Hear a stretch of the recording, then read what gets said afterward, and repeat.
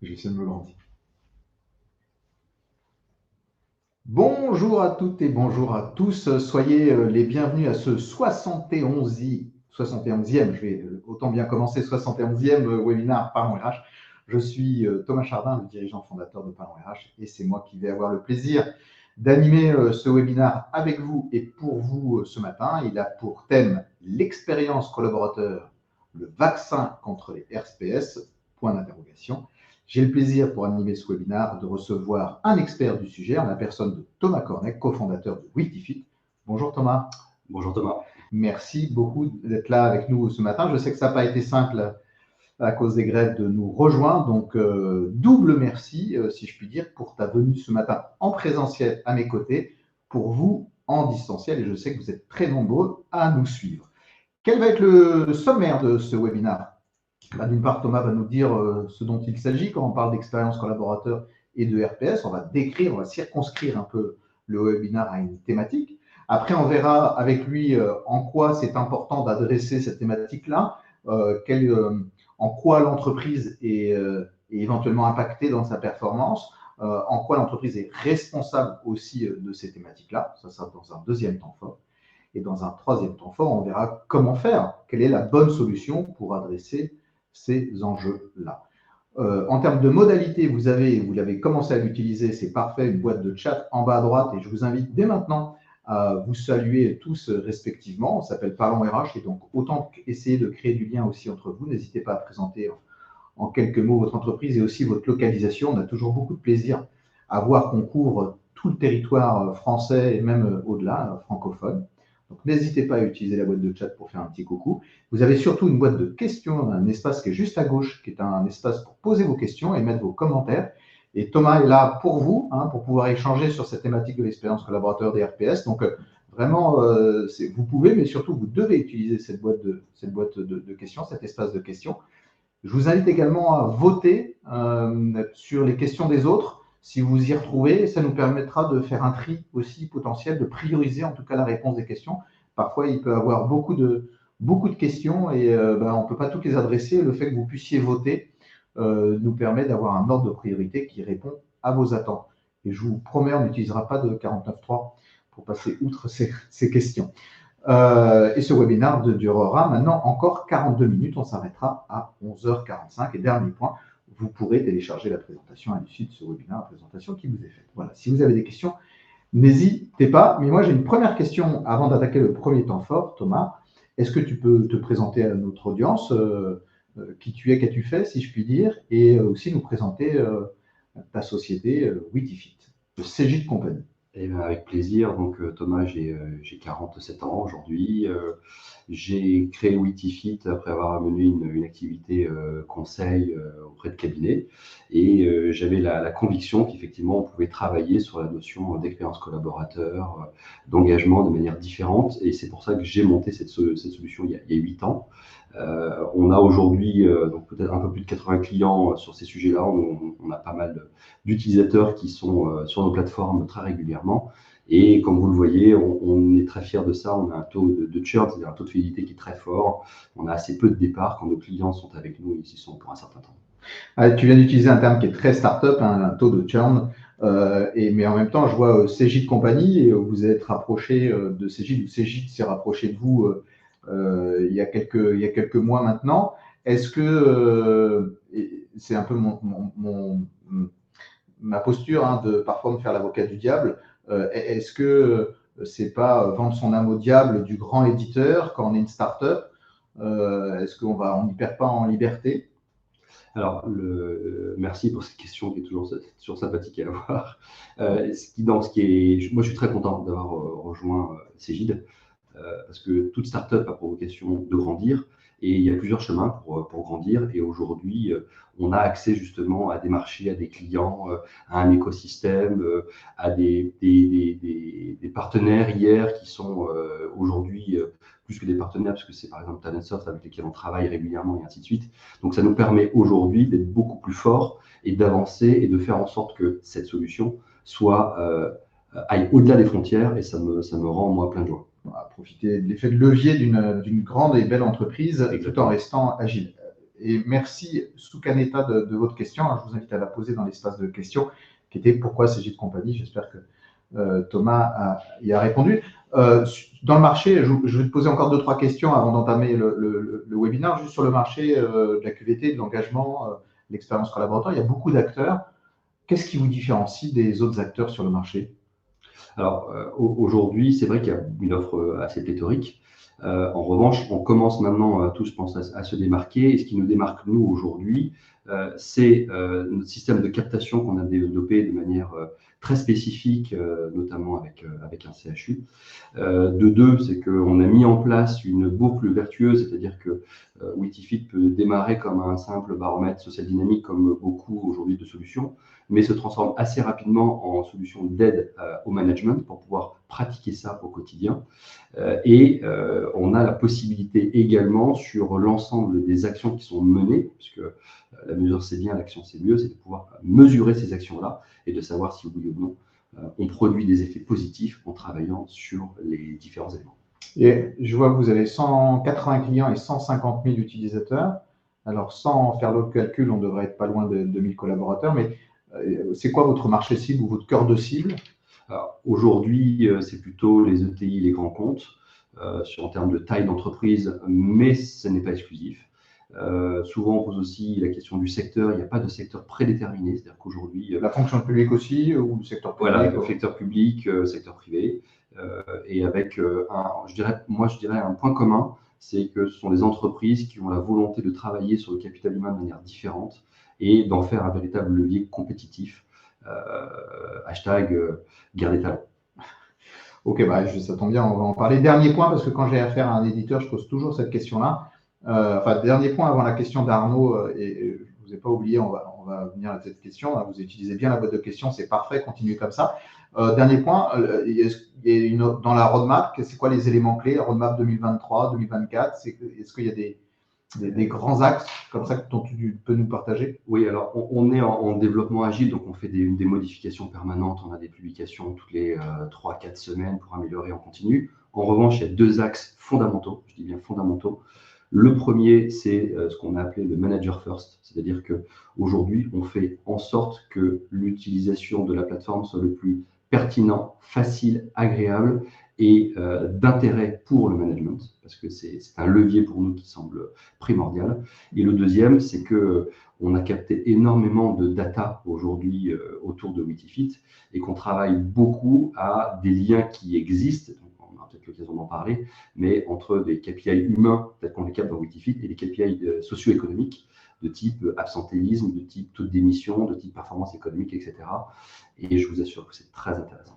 Donc la data comme or noir et en même temps le manager comme l'interlocuteur clé, la pierre angulaire de la transformation des organisations. Je reviens, l'objet n'est pas de parler de Witifit, mais de parler du sujet, mais il y a quand même une question d'Arnaud et puis j'ai dit qu'on prendrait les questions. Donc prenons-la. Quel est le lien en 2 mots entre Witifit et Talentsoft? Alors, Talentsoft, comme vous le savez peut-être, c'est une entreprise qui a été acquise effectivement par Cegid pour rentrer dans sa brique HCM, donc Human Capital Management. Et aujourd'hui, on a des interfaces privilégiées et connectées entre Talentsoft et Witifit parce qu'on considère communément au sein de Cegid, c'est que aujourd'hui, quand on est client Cegid et pas client Talentsoft ou client Witifit. Donc ça, c'est un premier point, il faut faciliter cet usage. Et de deux, la démarche qu'on met en place, elle n'est pas millefeuille, c'est-à-dire qu'aujourd'hui, on n'est pas une application en plus. On doit s'intégrer dans un écosystème. Aujourd'hui, il est largement favorisé avec Talentsoft, bien évidemment, puisqu'on est cousins au sein d'une même entreprise. Et en même temps, on a des ouvertures vers les autres systèmes d'application location. Voilà, Arnaud, pour la réponse. Allez, dernière question, parce que Soukaneta te la pose. Vous êtes spécialisé sur quel secteur? Et puis après, on rentre dans le vif du sujet, parce que ça fait déjà 5 minutes qu'on est sur Witifit. Secteur d'activité, oui. On est présent à la fois dans l'industrie, on est présent dans le retail, on est présent dans la banque, on est présent dans l'assurance, on est présent dans l'immobilier. Donc, on a aujourd'hui 8 ans d'expertise sur les sujets qui nous donnent pas mal de regards autour de tout ça. Voilà, aucun sectarisme en fait. Voilà. Aucun sectarisme sur les secteurs. Désolé du jeu de mots. Alors, mais justement, de quoi vas-tu nous parler et presque, qu'est-ce que l'expérience collaborateur? Est-ce que tu peux nous décrire un peu ce sujet pour qu'on partage ensemble les mêmes notions? Alors, ça, c'est fondamental de se remettre un petit rappel et qu'on cadre bien ce de quoi on va parler. C'est qu'aujourd'hui, l'expérience collaborateur, elle revêt beaucoup d'éléments, de la pré-entrée, c'est-à-dire quasiment avant le recrutement, jusqu'à la sortie, c'est-à-dire l'offboarding d'un collaborateur. Et au travers de tous ces éléments, le but du jeu, c'est de savoir effectivement comment le collaborateur va se sentir, que ce soit dans ses étapes d'arrivée dans son entreprise, hein, mais aussi après dans son épanouissement, dans son déploiement, dans ses missions, dans son évolution. Et tout ceci, bien évidemment, va jouer et va être interactif avec les conditions de travail, avec les niveaux de reconnaissance, avec le sens, bien évidemment, avec les équilibres vie pro, vie perso. Tous ces éléments aujourd'hui qui font du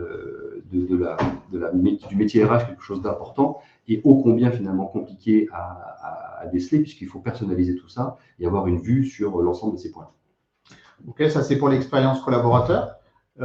Et sur la partie RPS, je sais que voilà, il y a un slide qui est juste après. Sur la partie des risques psychosociaux, on va effectivement avoir des éléments de type, vous les connaissez aussi bien que moi, sur la partie burn, bore, out, sur ces sujets-là, où en fait on va avoir des affections qui vont être physiques, psychologiques ou psychiques à ce niveau-là, qui vont engendrer effectivement un certain nombre d'éléments. Et bien évidemment, ça existe aussi, il ne faut pas se cacher derrière, il y a des sujets de harcèlement de différentes natures qui aujourd'hui sont quand même présents dans le monde de l'entreprise. Alors, CRPS, bien évidemment, aujourd'hui, il y a tout un débat, tout un travail autour, il y a des reconnaissances juridiques, donc je ne vais surtout pas appuyer sur ces points de dire est-ce que oui ou non il faut les reconnaître ou non, ce n'est pas mon propos. Ceci étant dit, mécaniquement, ça impacte bien évidemment la santé, ça a un lien bien évidemment avec le stress au travail et ça a un lien avec les maladies pseudo ou pro ou professionnelles, etc. Et puis, comme vous le voyez, ça a automatiquement un coût. Et c'est là où, peu importe finalement qu'on les reconnaisse ou non aujourd'hui, ce n'est pas le débat sur ces points-là, mais c'est que mécaniquement, ça affecte l'entreprise. On sait qu'aujourd'hui, l'économie est dure, il faut pouvoir avoir des sources aujourd'hui des leviers financiers, etc. Et quand on voit effectivement tous ces chiffres-là, 34% des actifs qui ont été touchés, qu'il y a un certain nombre de coûts par collaborateur, plus de 14 000 euros par an, et que ça représente au global, au niveau des entreprises, entre 1,9 et 3 milliards d'euros par an, c'est quand même colossal. Il y a un coût économique, pardon, dès qu'on cite un chiffre, quelles sont les différentes sources de ces, peut-être c'est la même source Non, alors on a repris des éléments, parce que nous, on travaille aussi avec d'autres et puis on s'inspire des éléments qui ont été chiffrés, bien évidemment. Le premier, sur les 34% des actifs, c'est sorti d'Empreinte Humaine, que vous connaissez peut-être, un cabinet qui est spécialisé dans ces parties-là. Les 14 310 euros, c'est relatif donc à l'IBET de Mozart Consulting, en association avec Apici, et puis vous savez que c'est quelque chose qui est suivi d'année en année, donc ça donne une métrique. Et puis le dernier, c'est les chiffres de l'INRS, je crois qu'ils sont de 2010, donc c'est un peu vieux, mais le fait est qu'aujourd'hui, tant que c'est pas tant le chiffre à la virgule près ou à la centaine d'euros près, c'est de voir qu'aujourd'hui, ça a un impact majeur et qu'il y a des leviers hyper importants à chercher. Ouais, la maladie, c'est 3 500 euros par an par salarié. Le coût, selon l'Institut Sapiens, c'est l'IBET, c'est l'indice de bien-être au travail. Je le précise, c'est en relatif à l'EBIT. On vient de voir ce qu'était l'expérience collaborateur et les RPS, et notamment là, le coût très fort des RPS, le coût économique, mais pas que, le coût social.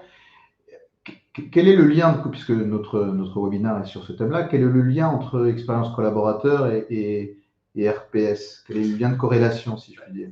Justement, en fait, si vous me permettez l'image, à la fois toi Thomas, mais aussi ceux qui m'écoutent, c'est la notion de poule et d'œuf, c'est-à-dire à un moment donné, qui engendre quoi, comment ça se passe et comment ça se travaille. Donc c'est un peu l'objet de ce webinaire-là, si tu veux bien Thomas, mais c'est cette notion d'interaction qu'il va y avoir de l'un avec l'autre. Quel est le lien non pas de corrélation, mais le lien de causalité. Absolument. Voilà. Je vous invite, merci pour ce premier élément. Je vous invite, si vous avez des questions, à utiliser la boîte de questions, à continuer à utiliser la boîte de chat pour émettre un certain nombre de commentaires si vous le souhaitez. Mais si vous avez des questions ou même un retour d'expérience à formuler sur lequel Thomas pourrait répondre, voilà, n'hésitez pas, la boîte de questions est là pour vous. Donc, on a vu ce que c'était, on a vu qu'il y avait un lien entre expérience collaborateur et RPS, on a vu bien justement la question est quelle est la nature de ce lien, la poule ou l'œuf. Et maintenant, est-ce qu'on peut voir en quoi c'est important et en quoi ça impacte la performance de l'organisation. Aujourd'hui, le constat qu'on peut tous faire, c'est que cette notion de risque psychosocial, c'est un véritable cercle vicieux. C'est-à-dire que on va en amont avoir des situations qui vont être compliquées, qui vont générer effectivement un certain nombre d'augmentations de stress.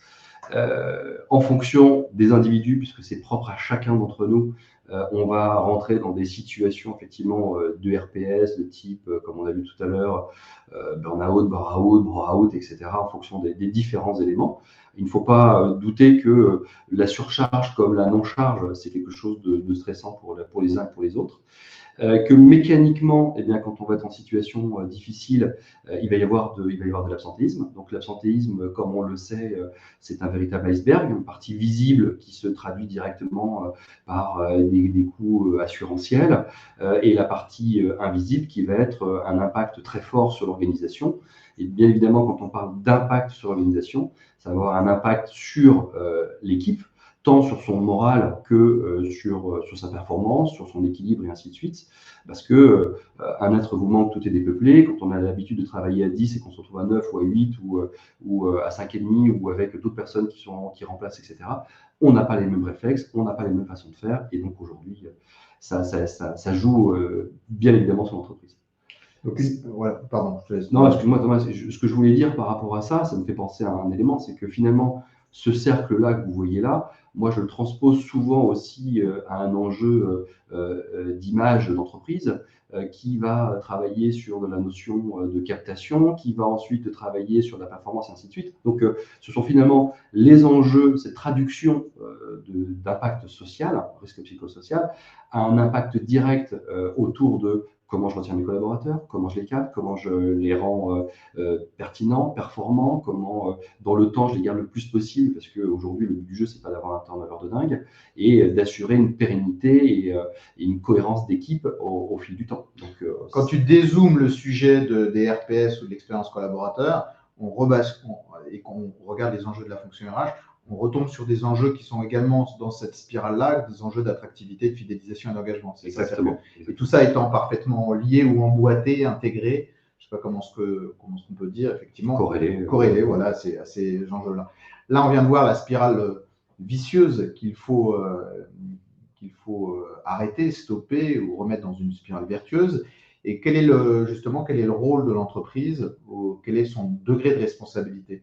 Alors, comme on l'a vu sur les notions d'image, rétention, organisation, etc., on voit bien qu'effectivement, il y a une notion quelque part de responsabilité de l'entreprise. Je pense qu'il faut regarder ces éléments-là. Il y a les individus, il y a le collectif, il y a l'entreprise. Ce sont des éléments qu'il faut regarder dans leur globalité. Et aujourd'hui, le premier que tout le monde connaît, a priori, c'est le côté légal. C'est que, bien évidemment, il y a aujourd'hui une responsabilité civile et ou pénale, en fonction des degrés d'éléments qui sont détectés, sur lesquels il y a une véritable charge sur l'entreprise et ses dirigeants, et qui peut, bien évidemment, avoir des impacts financiers assez lourds. Bien évidemment, c'est issu de cette fameuse, ce cas, ce use case, ce cas qu'on a rencontré en 2009 avec France Télécom Orange, la transformation de ce milieu-là qui a généré pas mal d'éléments, pas mal d'émois aussi, et sur lequel il va y avoir des impacts. Le deuxième, c'est que administrativement parlant, aujourd'hui, il y a une obligation. Alors, tout le monde ne le fait pas, ça nécessite du temps, de l'organisation, etc. Mais que ce soit une start-up de 10 personnes ou une grande entreprise de 100 000 personnes, il y a une obligation de pouvoir établir ce qu'on appelle le DURP, donc le document unique des risques professionnels, qui doit effectivement reprendre l'ensemble des éléments qui pèsent, qui peuvent peser sur les équipes pour pouvoir justement les analyser et mettre en place des plans d'action de manière à ce que les risques pesant sur les équipes, l'entreprise, se diminuent au fil du temps. Et puis, il y a une nouvelle responsabilité, je dis nouvelle parce on commence à bien la voir, à bien l'apercevoir, à en comprendre des éléments, etc. Mais c'est cette notion effectivement de RSE, responsabilité sociétale et environnementale de l'entreprise. Donc, vous notez que dans la présentation, on a mis le S avec une couleur, parce que bien évidemment, autour de ce sujet, on est plus dans le côté sociétal de l'entreprise, avec le respect homme-femme, avec la diversité, avec le respect des charges de travail, avec un management non coercitif, mais plutôt participatif et bienveillant, etc., dans ces éléments-là, qui vont bien évidemment contribuer à cette expérience collaborateur et faire en sorte que chaque individu se sente vraiment le mieux possible dans l'entreprise. En bas, je vois il y a marqué DRH et DAF qui se serrent la main. Ouais, ça veut dire quoi? Alors, tu n'en as pas parlé là. Oui, désolé. Ce qu'on constate aujourd'hui, c'est que autour de ces éléments, on voit qu'il y a une dimension financière. Hier, qui était, on va dire, uniquement sur des coûts de type contrat d'assurance, la notion des recrutements qui pèsent lourd, etc., l'impact d'un turnover qui fait qu'il y a des coûts liés à l'organisation, etc. Et puis, il y a donc ces coûts-là, bien évidemment, intéressent le DAF, parce que quand on parle d'une entreprise de 10, 20, 100, 200, 500, 1000 personnes et plus, bien évidemment, ça commence à chiffrer. Et donc ça, bien évidemment, un DAF y est largement sensible. De deux, aujourd'hui, on sait que, alors, suivant l'organisation de l'entreprise a des actionnaires. Ces actionnaires sont aujourd'hui sensibles au fait que les entreprises puissent mener des programmes et des politiques de type RSE, que ce soit tant sur la partie environnementale que sur la qualité de travail des collaborateurs. Ça permet effectivement d'obtenir parfois des taux d'intérêt minorés. Ça permet effectivement d'acquérir de nouveaux actionnaires. Il y a des fonds aujourd'hui qui ne travaillent sur des entreprises uniquement liées à des entreprises qui sont associées à des politiques RSE et ainsi de suite. Donc aujourd'hui, ce qu'on constate, c'est que finalement, les DAF parlent de plus en plus au DRH et réciproquement parce qu'on a une sorte de cause commune qui s'installe et sur laquelle il y a un vrai atout commun. Et on voit bien que finalement, le capital humain, il n'est pas que dans l'humain, il est aussi, bien évidemment, dans la finance et dans la performance d'entreprise. Ça, tu le vois sur le terrain. Toi qui rencontres beaucoup de DRH, tu vois ce partenariat qui est en train de se nouer au-delà des discours, dans les actes. Exactement. D'accord. Alors, il y a pas mal de questions. J'en avais juste une, en fait, avant d'adresser vos différentes questions. Patrick, Arnaud, Alice. Je n'ai pas perdu les autres non plus. Grégory. Donc, on va y revenir juste après. Mais je pose juste ma petite question. C'est le privilège de l'animateur qui pose sa question en premier. Non, juste, est-ce que tu peux nous donner un exemple un peu concret, en fait, des bénéfices? Alors, je vais le traduire en deux questions. Quels sont les bénéfices pour l'entreprise d'adresser ces enjeux-là? Première question. Deuxième question, est-ce que tu as un exemple ou des exemples? Commençons par un exemple un peu d'entreprise que tu pourrais nous partager. Alors, tu as raison de poser la question, parce que le ROI, c'est quelque chose d'important. Il est important pour vous, il est important pour pouvoir amener ces dossiers-là, etc. Aujourd'hui, on constate que les bénéfices au niveau financier, au niveau économique sont importants.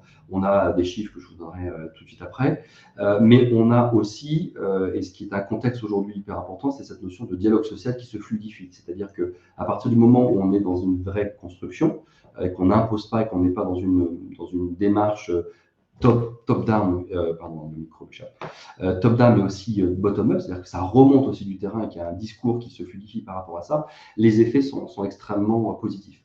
Et en termes de chiffres ou d'éléments, tu me demandais un exemple d'entreprise ou cas concret. Moi, il y a une entreprise que j'affectionne tout particulièrement, qui fait partie de nos clients. J'aime tous mes clients, mais je trouve qu'il y a un travail assez bluffant qui a été mené par celle-ci, c'est Botanique.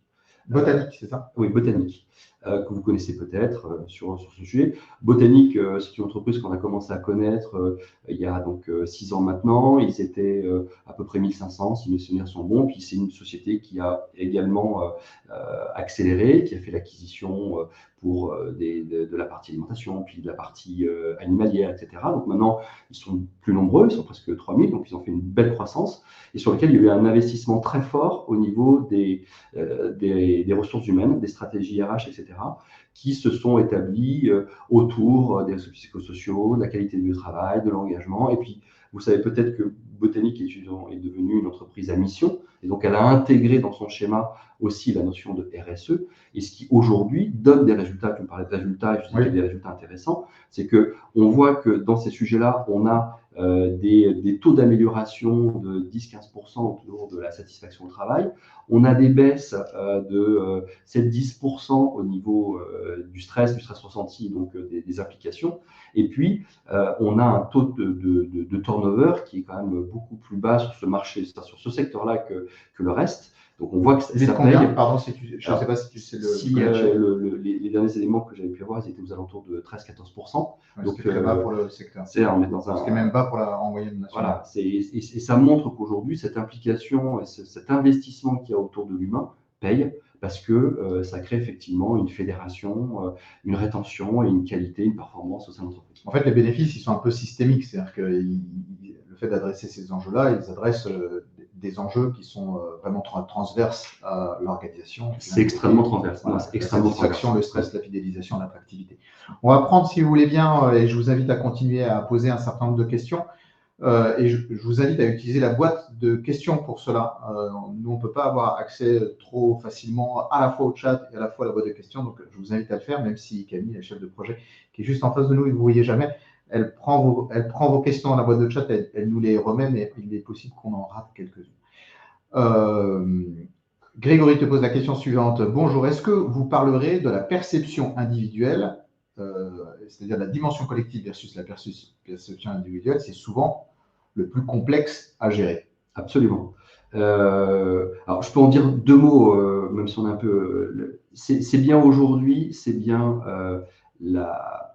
c'est la perception individuelle que l'on va agréger au niveau du collectif dans un souci de fonctionnement d'équipe. C'est-à-dire que on va regarder ce qui ressort autour d'une équipe. Une équipe, c'est le fondement et sa définition, c'est très important. C'est que une équipe, c'est X personnes qui sont recrutées pour fonctionner ensemble dans un environnement, dans une organisation pour une mission. Et donc, chacun fait partie de cette mission-là. Donc, aujourd'hui, tout le monde va contribuer dans le même sens à la maille d'abord d'une équipe, puis d'un département, puis d'une direction, et ainsi de suite, en agrégeant les éléments sur ces éléments-là. Ce qui fait que, bien évidemment, il faut avoir une lecture à la maille d'une équipe et de remonter, mais qu'il faut voir au sein même de l'équipe, tout en préservant l'anonymat. L'anonymat est extrêmement important, c'est de voir justement ce qui se dégage par rapport au fonctionnement de l'équipe. Donc, le sujet individuel, on va pas le traiter au niveau digital parce qu'on casserait l'anonymat, et ça, c'est un élément sur lequel on ne passe pas au-delà. En revanche, on engage, bien évidemment, par un certain nombre de conseils, et ainsi de suite, le manager à pouvoir avoir des échanges en one-to-one, enfin en face-à-face. En revanche, on va lui donner une lecture globale de son équipe. Qu'est-ce qui aujourd'hui fait qu'elle fonctionne bien ou moins bien sur différents éléments pour lui donner des clés et des leviers d'action. Est-ce que vous pouvez identifier, vous faites une analyse, une approche au niveau de l'équipe, mais identifier pour le manager le fait qu'il y ait éventuellement des perceptions individuelles qui conviendraient de mieux appréhender? Alors que c'est un message que… Ouais, si on veut avoir l'expression d'un individu en tant que tel, la réponse est non. On ne le fera pas sur notre outil. C'est incompatible avec la notion d'anonymat. En revanche, on va donner ce qu'on appelle des signaux faibles. Et on va pouvoir dire dans le fonctionnement de l'équipe ceux qui se sentiraient le moins bien, à partir du moment où ils sont suffisamment nombreux pour garantir leur anonymat entre eux. On va pouvoir émettre ça vers le manager pour lui dire voilà ce qui se passe dans ton équipe globalement, mais de manière très spécifique pour les gens qui effectivement énoncent quelque chose de manière très particulière ou plus forte que les autres. Voilà quels sont les sujets et quelle importance ça peut avoir. Justement, Arnaud te pose la question, comment détecter les signaux faibles du collaborateur comme du manager? Est-ce qu'on l'aborde juste après? Merci pour vos petits plus, c'est sympa. Est-ce que cette question-là, le comment, on l'aborde après ou pas? Oui, on l'abordera après. Promis, on l'aborde après. Voilà, je garde la question pour être sûr de la traiter. Alice te pose la question, en fait, on revient un petit peu en amont, mais pourquoi avoir choisi d'aborder le sujet de l'expérience collaborateur sous l'angle des RPS? C'est tout l'objet de la dernière partie, mais c'est de voir qu'aujourd'hui, dans la partie risque psychosocial, on a des éléments forts qui sont, par exemple, la charge, l'autonomie et le soutien des équipes. Ça, c'est des éléments qu'on va retrouver, bien évidemment, dans la notion d'expérience collaborateur, c'est-à-dire que pour que votre expérience dans une entreprise soit bonne, effectivement, certains vont chercher de plus en plus cette autonomie, une gestion de charge qui soit en lien avec ce qu'ils sont capables de faire, d'avoir des équipiers qui puissent venir aider au quotidien et un management sur ces sujets-là. Mais ça s'ouvre aussi sur d'autres champs, sur la notion effectivement de sens, d'équilibre, etc. Et donc tous ces éléments-là qui reprennent justement ces points-là sont des éléments qui sont repris d'ailleurs par l'INRS au niveau de, mais on va y venir tout à l'heure sur ces segments-là. Et donc on voit bien qu'il y a une imbrication très forte de l'un sur l'autre et que finalement, en traitant l'un, on traite aussi l'autre. Donc c'est pour ça qu'aujourd'hui, il est important de regarder plus haut de manière à pouvoir traiter le sujet du bas. Patrick, partie 1, première partie de la question, il y a peut-être une deuxième partie qui viendra juste après. Est-ce que l'impact et les chiffres diffèrent selon la génération? Alors je vais le traduire de façon un peu négative, pardon. Est-ce que la date de naissance, c'est un petit dada chez moi, est-ce que la date de naissance entraîne soit des RPS, soit une expérience collaborateur différente ou une appréhension de ces enjeux différente? Alors, ça a été tout un moment, tout un débat sur moi j'ai connu ça quand j'ai démarré la Gen Y, la génération Y, qui nous a un peu chahuté sur ces sujets-là. Il est évident qu'aujourd'hui, quand on démarre sur le marché du travail, on n'a pas les mêmes attentes, les mêmes objectifs que quand on a 30 ans, 40 ans, 50 ans. Ça c'est clair. On n'a pas les mêmes besoins, on n'a pas les mêmes attentes. Au début, on est peut-être célibataire, puis après, on est en couple, et puis après, on est marié avec des enfants, et puis après, on veut grandir. Bon, bref, il y a plein d'éléments qui vont jouer. Et encore, ce que je dis, c'est pas forcément le schéma pour tout le monde, et ça suit son cours suivant les individus.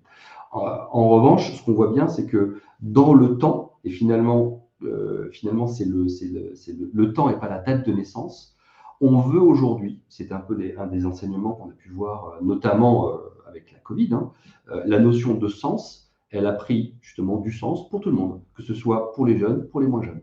La notion d'équilibre, pareil, de fait de pouvoir revenir sur pourquoi je travaille et comment j'équilibre ça, ça a touché tout le monde, que ce soit les jeunes, les moins jeunes, les hommes, les femmes, etc. etc.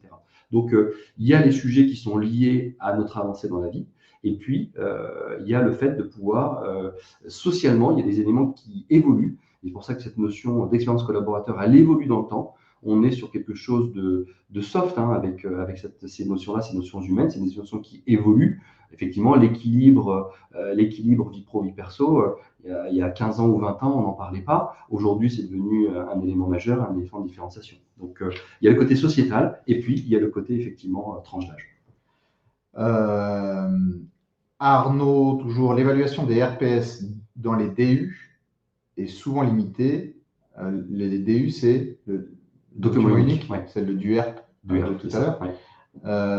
Souvent limité. Quelle méthode utilisez-vous pour coter ce risque? Alors, je ne sais pas si vous établissez des documents uniques.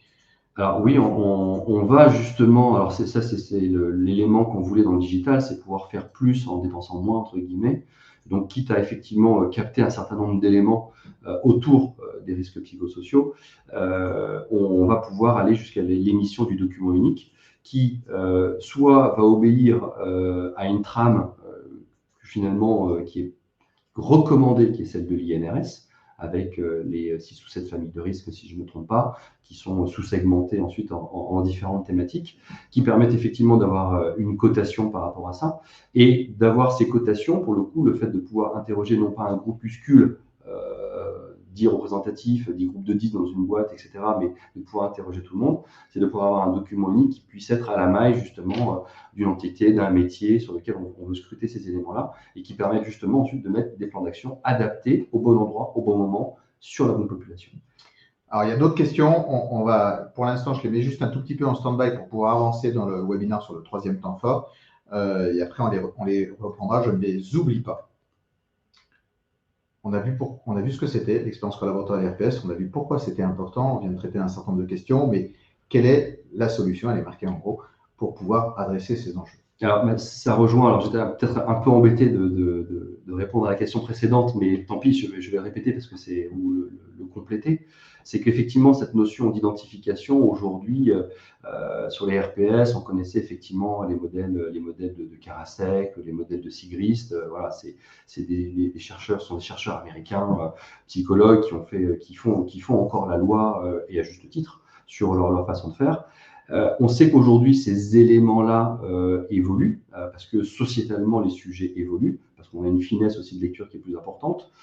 Vous référerez, si vous voulez, je l'énonce juste, mais le fameux rapport Golac qui justement explique que ça va aller au-delà de la notion de charge d'autonomie ou de soutien, mais que effectivement l'organisation, les reconnaissances, le sens peuvent être des stresseurs. Si vous êtes dans un environnement qui est mal organisé, sur lequel vous n'êtes pas reconnu, etc., en fonction de qui vous êtes, ça peut avoir un impact sur vous.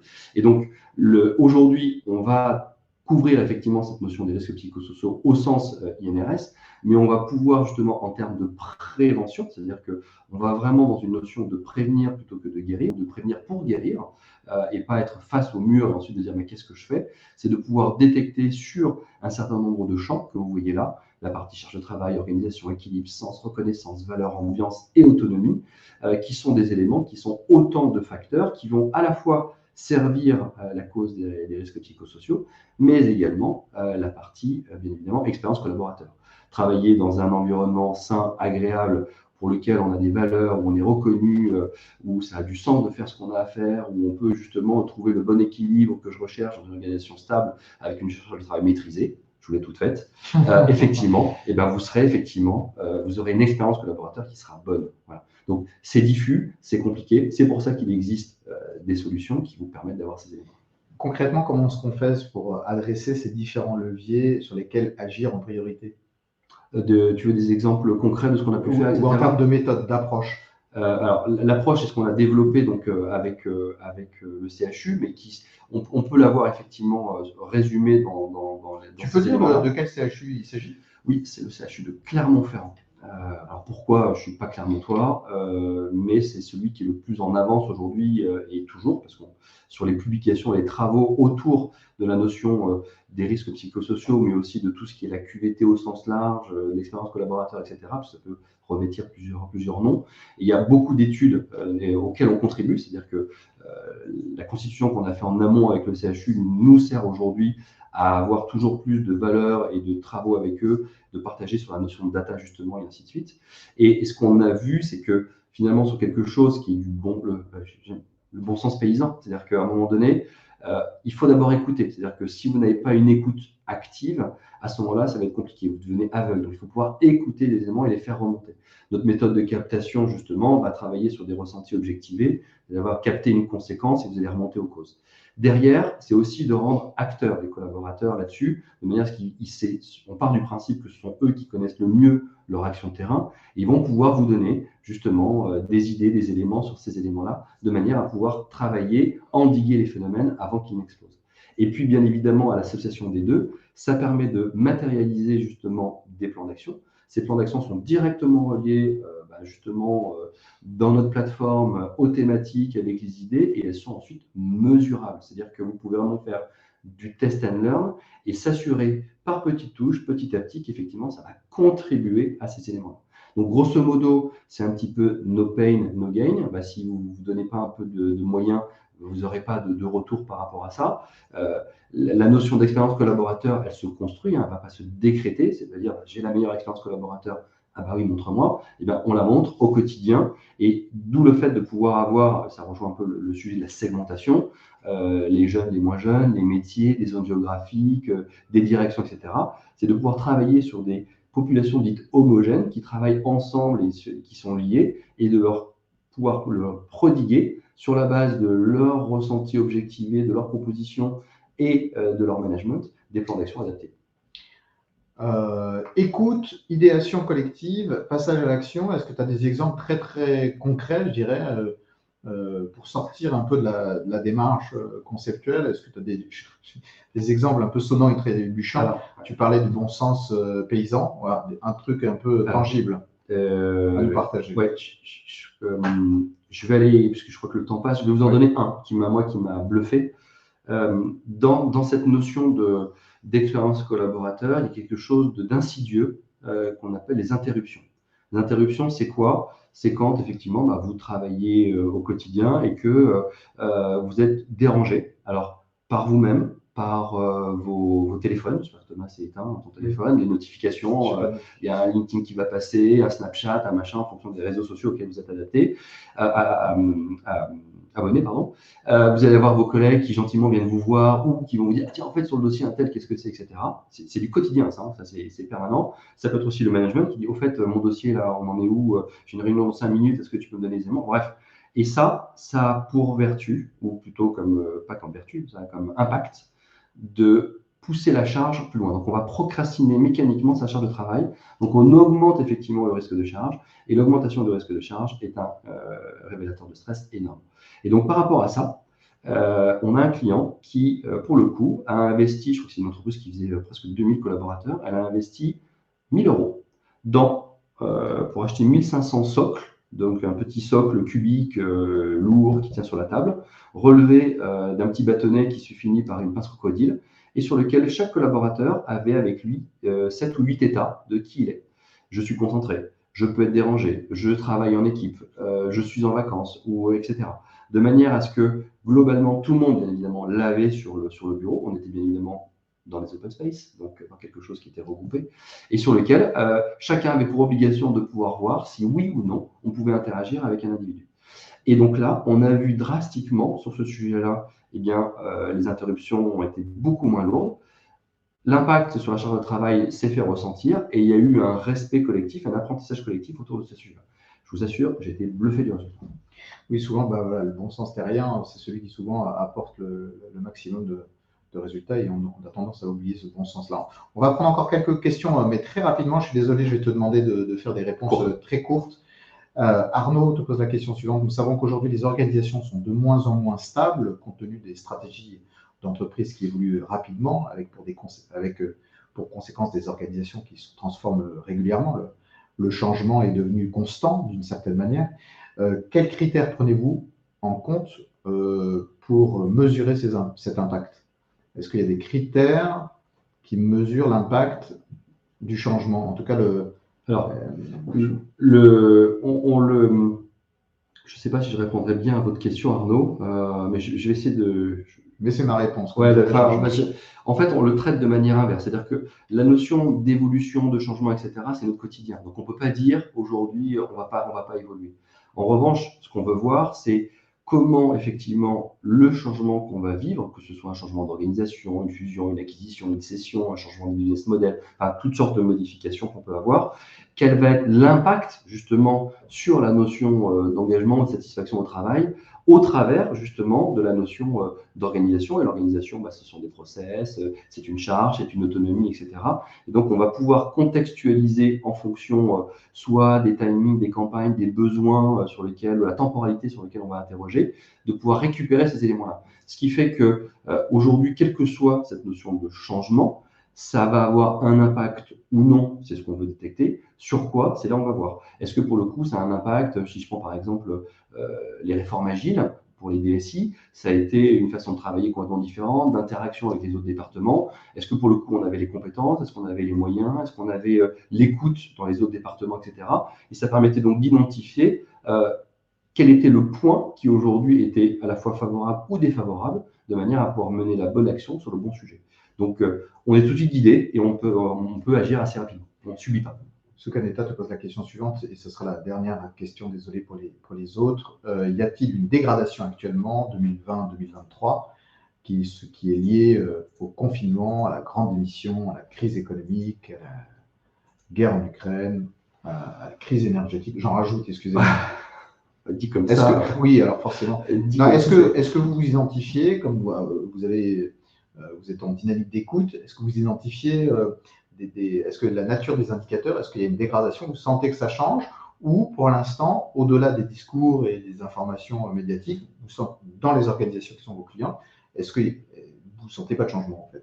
Est-ce que ça a frémi ou... Oui, j'allais dire, le changement c'est maintenant.